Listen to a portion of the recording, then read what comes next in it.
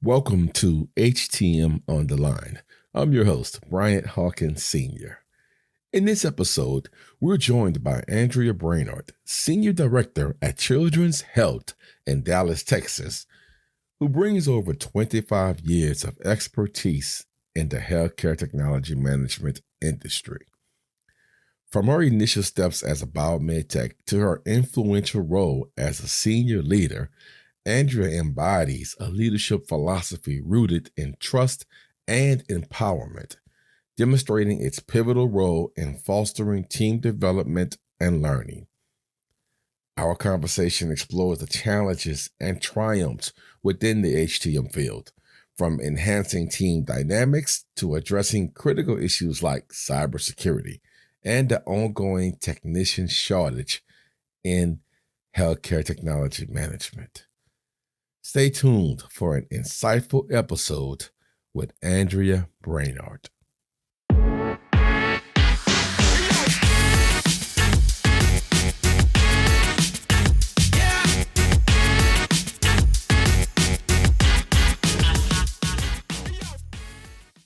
Andrea Brainard, how are you doing this evening? Glad to have you on HTM On the Line. Thanks for having me, Bryant. Good to talk to you. Yeah, finally, we get to get on the podcast. We talk a lot. We see each other in person, but this is, to me, long overdue. I'm glad you've given me this chance. You know, you've been on other people's shows. I won't say I won't say no names, but Chase. Well, thank you for having me. It's an honor. Thank you. Right. We kind of both have something in common. We both work for children's hospitals, so I think we can have a great conversation because we see the same environment every day. Mm-hmm. Yeah. But before we get going, why don't you introduce yourself to the ones that may not know who you are, but just give us a little background on you. You don't have to go into no deep 30-minute. I know you can go a long time. You've been doing this a while, but just give us a brief background of yourself. Yeah. All right. Andrea Brainard. I'm the Senior Director at Children's Health in Dallas. I've been with the company for going on 21 years this year. Been in the HTM community. I'm going to date myself here. Almost 30 years now. It's all I've ever done since I graduated college as a wee little girl. And I've kind of worked my way up into the position I'm in now. I did field service for a couple of years prior to coming on with Children's as a biomed tech too. But pretty much it. I mean, that's all I've done. My whole life is just HTM. How long have you been in the leadership role that you're in? I guess not in the role you're in now, but how long have you been in a leadership position? Oh man. Now I'm going to have to put the Wayback Machine on because, COVID kind of took out a couple of years that, we're all going to forget about. Gosh, if I had to put a number to it, at least close to 10 years, maybe. Okay. Right. So if not, I'm going to have to look on my LinkedIn profile because that's where all the stats and dates are. 10 years feeling like 31 years, huh? Right. It all runs together. Hey, there you go. Now, how would you define Andrea's leadership style if you had to put it into words? Oh, that's a tough one. I try to stay hands off for the most part. I don't hover. I don't micromanage. I want people to grow and learn, but I want to kind of do it. Not that I'm not engaged. I am very engaged with my leaders, but I don't like to hover. My leaders know when they come to me that I'm going to provide them with the guidance or whatever they need. But my approach from a day-to-day is you're in this position because you know what you're doing. So you run your business. And if you need me, I'm always here. So that's kind of high level my approach. The times we live in, obviously things have evolved in HTM so quickly. What do you think may have played a part in some of your hands-off leadership style with regards to the way things are evolving in HTM right now? Yeah, honestly, I don't know that it has, it's an evolution. It's more of I've had leaders in the past that I didn't like their style. So as I continue to grow and educate myself and read all these leadership books and take leadership classes, my style kind of evolved from that. I try to be very, I approach things as I want people to do things the way that I would want them taught to me, if that makes sense. So Mm-hmm. do as you're told or whatever, So I didn't want to go down the road of, well, I don't like how I'm being treated by this leader, so I know this is not what I want to do. So that's kind of how my style has evolved over the years, is just what would I like and how do I think people learn best? And we have these conversations in our leadership huddles about, hey, what do you need? What kind of approach do you like? And most of the leaders that report to me, they like the same thing. They're like, you let me do my job. And if I need something, I come to you. So that has just kind of evolved over the years, because I've had leaders that hover and tell me how to do things as opposed to letting me do it and potentially fail. They just tell me how to do it. And I'm like, well, I'm not learning anything from that, right? So I don't like that approach. So I try not to take it. And I've tried not to be that way with my leaders. Like you wouldn't ask anything of them, you probably wouldn't do yourself as a leader.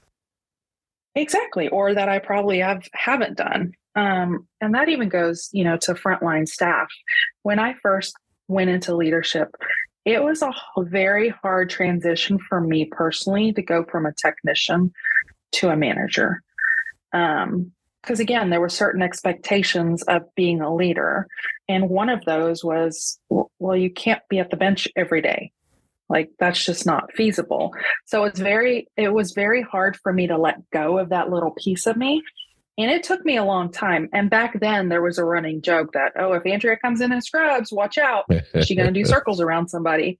And over the years, that has just, as I evolved into more, growing in my leadership position, that has kind of dwindled. But yet I've done everybody's job in the shop.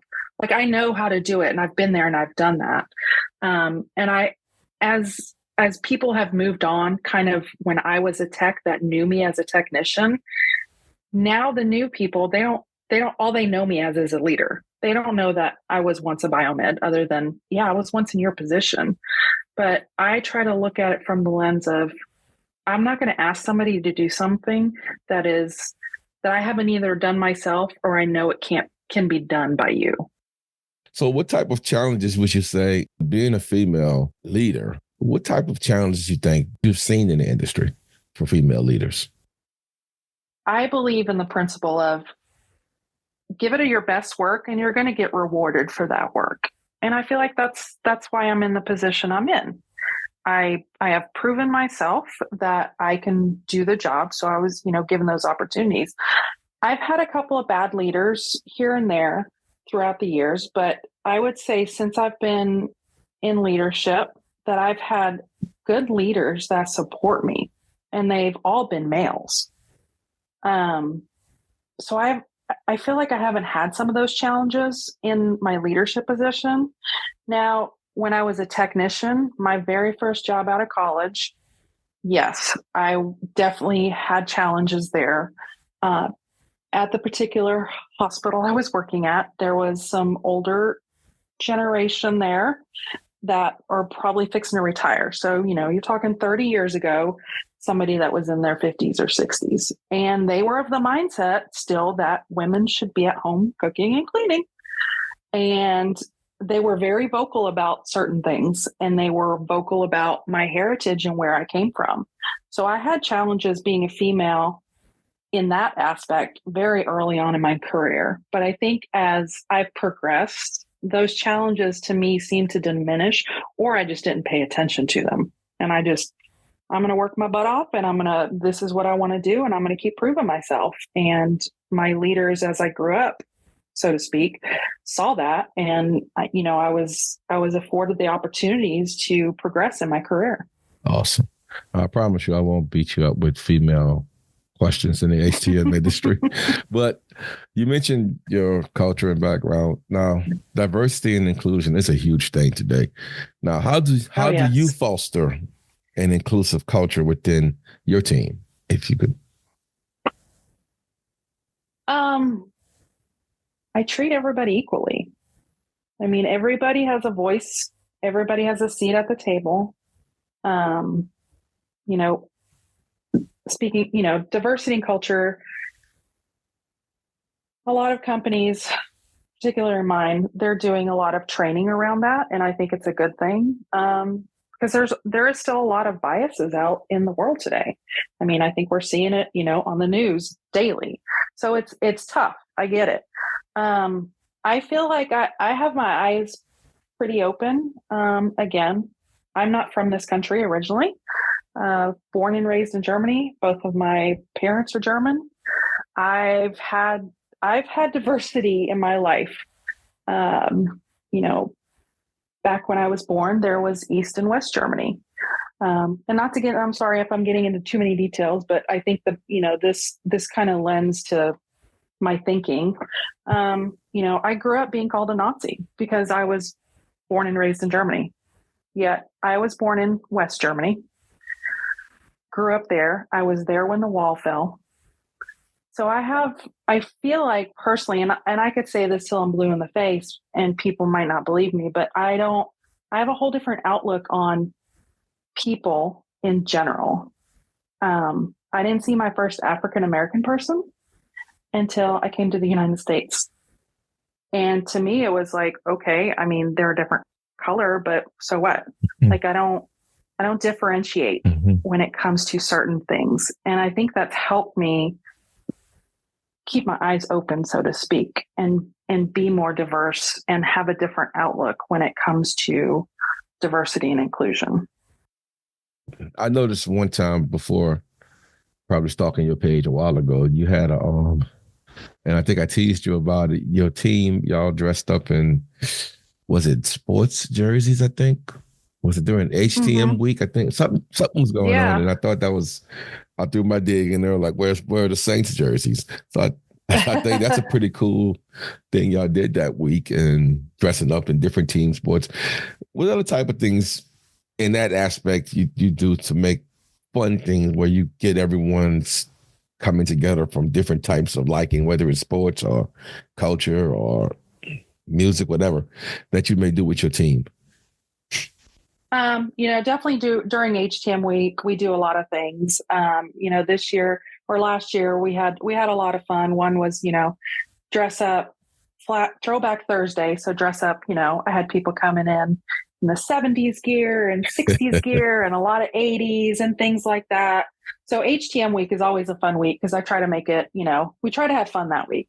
Throughout the year, I mean, we always do a traditional Thanksgiving potluck for the entire HTM team, and we have 65 people now. So it's a large group, but I pre-book a room early in the year, and everybody brings a dish, and we just chill out. And this year, we played some games, and people got prizes, and I think everybody had a great time. And then around Christmas holidays, we always do a gift exchange.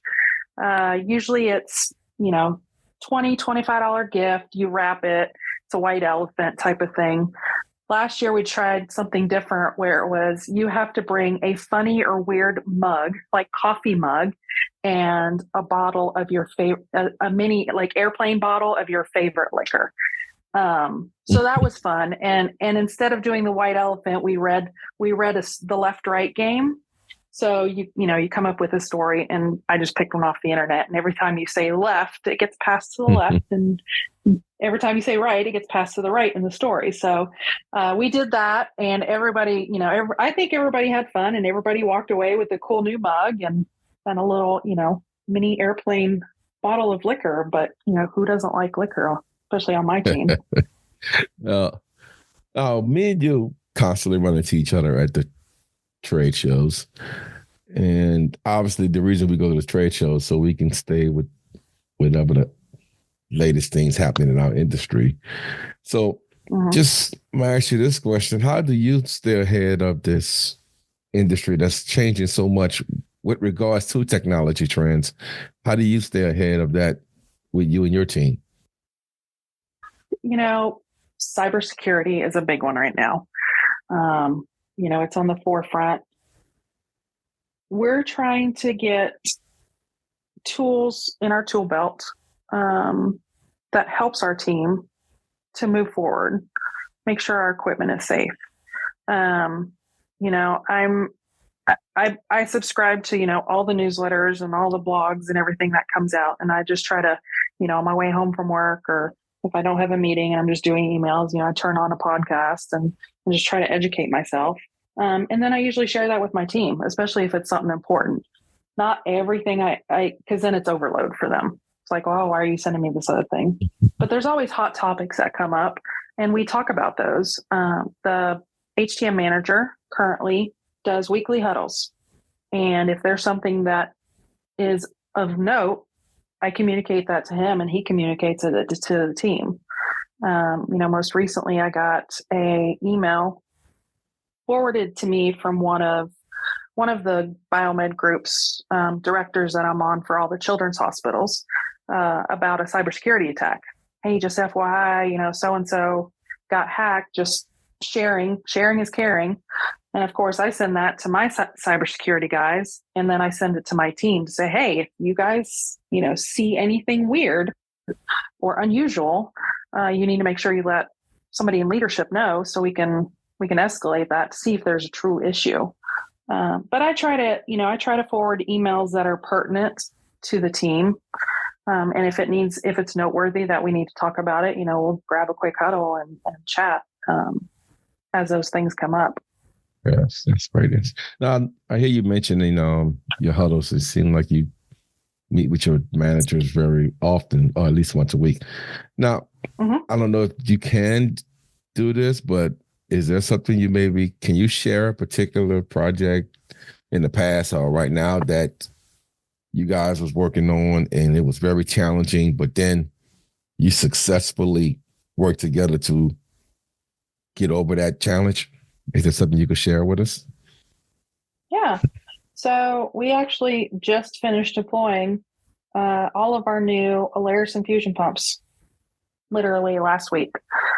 And HTM where I work, HTM comprised of 65 people. That is, you've got the traditional biomed group, if you will. I also manage medical equipment. So they're the ones that centrally distribute all medical devices, including the Alaris pumps. They clean it, maintain PARs on the floors, et cetera. Everybody came together to get it done in a week, as opposed to if it was just put on, 2 or 3 people, we'd still be doing it. So my team, they do a really great job at, hey, we've got a task, and if we all get out there and do it, we'll get it done that much faster. So we just stop operations for a couple of days, knock it out, and then get back to it. What do you see the biggest challenges facing our industry in the next 3 to 5 years? Not mentioning cybersecurity, because we know that's there. Other than cybersecurity, what do you see some other challenges facing us in the next 3 to 5 years? Not enough technicians. I mean, I think it's something we're already seeing. COVID kind of exasperated that as everybody, the older generation decided, oh, I'm just going to go ahead and retire. But I think that's going to be a huge challenge. We don't have enough students coming out of some of these colleges. Technicians are getting harder to find in larger metropolitan areas like DFW, where I'm at. Everybody's vying for the same positions. So if somebody leaves, it's probably because another hospital is paying them a little bit more. And I think that's a huge issue. We've got to get this industry out in the forefront. There's still people that have no clue what we do. I got an article the other day about the top 100 jobs you've never heard of. And medical equipment repair was number 5. I saw that same article. You were right. And so I started digging into it, and I was like, okay, so it's the top 100. And then there was another one, top 100. Now I can't remember. I don't know if it was the best paid or jobs or something, but on that list, medical equipment repairer was 26. You know, I do feel like we've always been underpaid in general. I won't say what I was making 30 years ago. It's a crazy. But I mean, the exponential increase in starting pay is ridiculous. It's crazy. You know, we're still underpaid compared to some of our like IT counterparts when we've got compliance and regulatory requirements that we have to abide by. But I mean, we're getting there. But the shortage of technicians and trying to figure out how do we get more people to know about this? Because it's not, I don't want to dismiss it. It's not a hard job, if you will. To me, it's a very rewarding job, and I can teach anybody how to fix medical equipment. But I think you mentioned it in one of your podcasts that, you know, you're going to the high schools, Yes, and talking to students and stuff, and that's fantastic. And we need more of that. But I almost feel like sometimes in some of the high schools, by the time they're, you know, sophomores, juniors, some of these kids already know what they want to do, and they've got their minds made up. My kid's a freshman. He knows exactly what he wants to do when he graduates. And I'm like, that's fantastic, because I can tell you when I graduated high school, I had no clue what I wanted to do. yeah, they have both resources and things, I think, to help them. But I'm going to tell you this much. What you mentioned is exactly true. And that's the reason I go to the high schools. And for some of those kids, for the ones that know what they want to do, I guess it depends on the high schools you go to. Yeah. Because I go to some high schools, they'll tell me they know what they want to do. I'm like, oh, that's great. So Sure. I asked them the next question. I said, well, how many credits do you need to obtain what you want to go do in college? I don't know. What school teaches what you want to do? I don't know how much it's going to cost. So sometimes they'll say what they want to do, but then, you know, ask them a little deeper. Okay, so what school presents that? And some people are telling me that's kind of a hard question to ask a kid. Like, nah, these kids are brilliant. They can go on that internet and find any and everything. So they can figure out that part too. I said, and I just think with our industry, seniors are almost too late. You got to catch them as freshmen. I think even in middle school, by the time elementary, I mean, if you put it on their mind, well, elementary, we need to catch them. We need some older ones. We can't start at 15 years, hopefully, to get there. But, but if we catch them like ninth graders and they see you every year, that's what it's going to take. Not just a few people. It's going to take all of us, because that's the only way we're going to have to invest in our industry, because it's a great industry. Like you said, it's not challenging.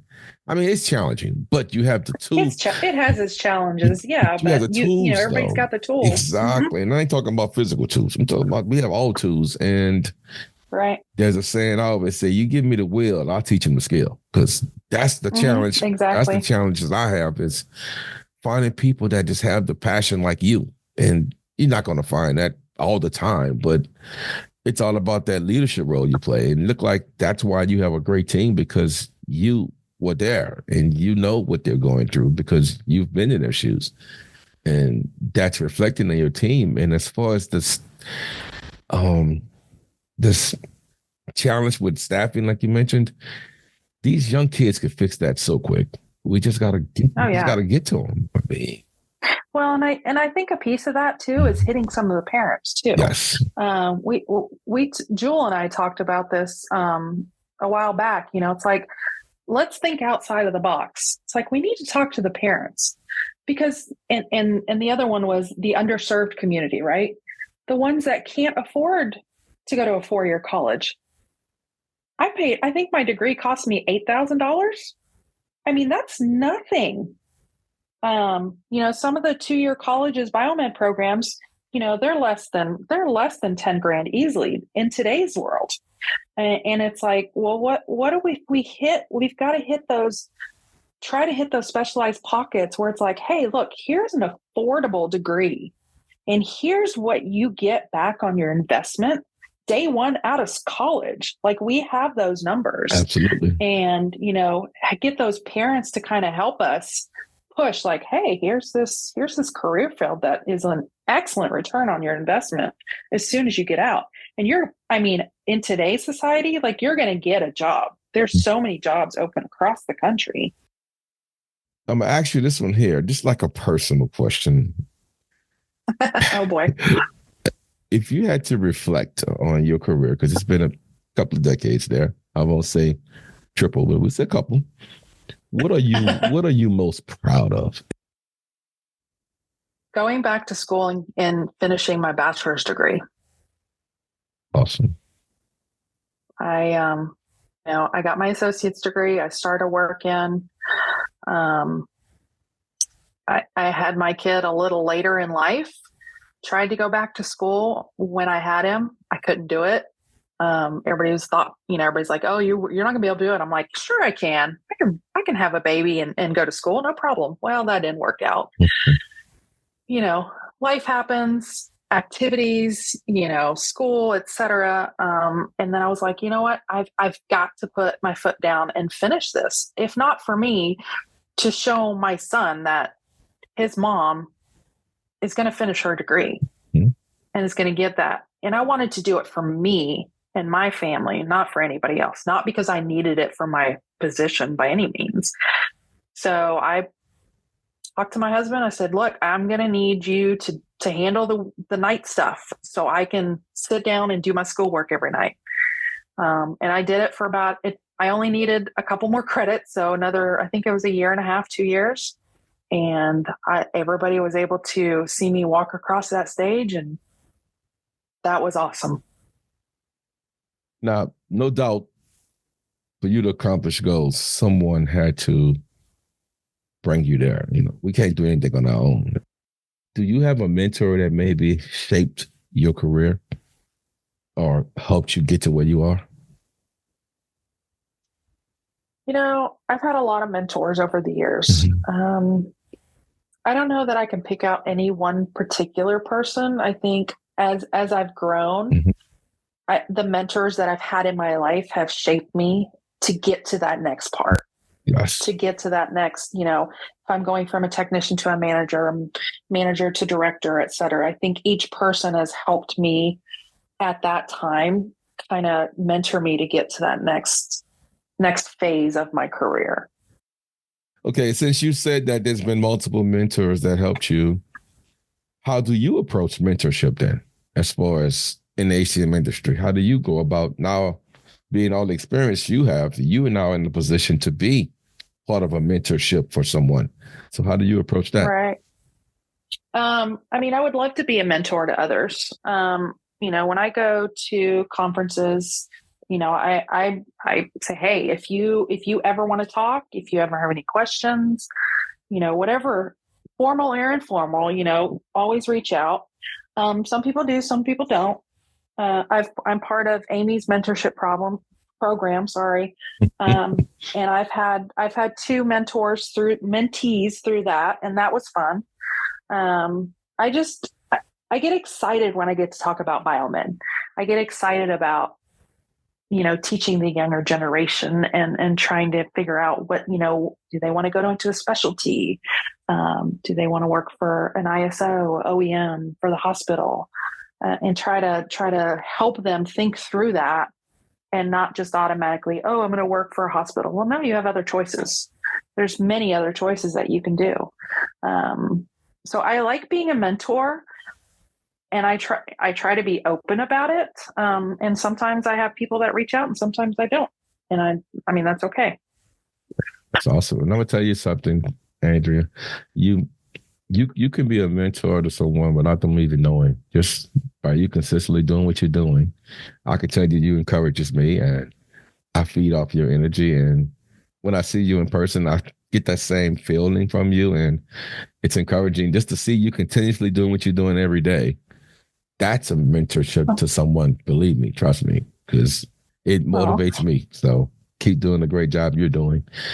And thank you. I want you to give, I don't want to say words of wisdom because everybody uses that word. What kind of advice could you give for everyone? I'm not going to say young or old, but just some general advice you can give to someone in the HTM industry that can go across the board, where it can help a young person in the industry, mid-level, or just in it. What could you share? Oh, I know you think I'd have some great wisdom. I don't. I mean, I always stick by do unto others as you would do unto them mentality, and just toot your own horn when appropriate. I don't see enough of that. And it's okay to brag on yourself. Again, do it appropriately. But if you did something like super outstanding, tell somebody, tell your leader. Yeah. Bring it up on your peak. You have to toot your own horn. Otherwise, some people, nobody ever will. Yeah, that's great advice, because it's like you said, as long as you do it with a humility in mind, you're not bragging, you're just sharing accomplishments you have. That's exactly. That's great advice. You're not, you probably got plenty more in there too if I pull it up. Like you said, you have to have humility also in this industry, because you're going to have some challenges, especially when we deal with the healthcare. But the one thing I could say that I mentioned earlier, we both work at children's hospitals.